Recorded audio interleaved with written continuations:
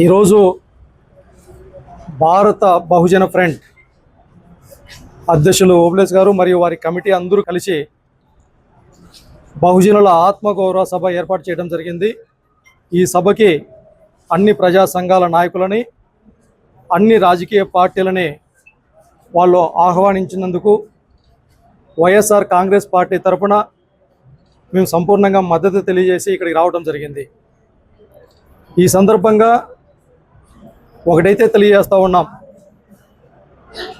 ఎన్నికలు వచ్చిన ప్రతిసారి కూడా ఈ సమాజంలో అణగారినటువంటి వర్గాల కోసం వందల కొద్ది హామీలు ఇవ్వటం, అధికారంలోకి వచ్చిన తర్వాత ఆ హామీల అమలు కోసం ఎటువంటి ప్రయత్నాలు చేయకపోవటం అనేటటువంటిది చాలా బాధాకరం. మరి ఈ సందర్భంగా మేమంతా కలిసి ఒక విషయం అయితే తెలియజేస్తూ ఉన్నాం. ఎన్నికలప్పుడు బీసీలను ఓటు బ్యాంకుగా మార్చుకోవటం మాత్రం పొరపాటుగా మారినటువంటి విధానాన్ని మేము ఖండిస్తూ ఉన్నాం.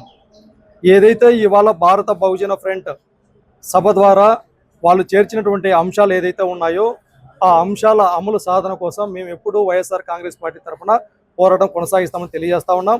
అదే సందర్భంలో జనగణనలో కులగణన చేయాలనేటటువంటి ఒక డిమాండు, మరి అదే సందర్భంగా బీసీలకు రక్షణ చట్టం ఏర్పాటు చేస్తామన్నటువంటి హామీని ఇంతవరకు అమలు చేయకపోవటం, అదేవిధంగా ఏదైతే చట్టసభల్లో బీసీలకు రిజర్వేషన్స్ సౌకర్యం కోసం, అదేవిధంగా బీసీ ఎస్సీ ఎస్టీ మైనార్టీలకు 50 సంవత్సరాలకి పెన్షన్ సౌకర్యం కల్పిస్తామన్నటువంటి హామీ అమలు సాధన కోసం ఇలా చెప్పుకుంటూ పోతూ ఉంటే ఎన్నో హామీలు.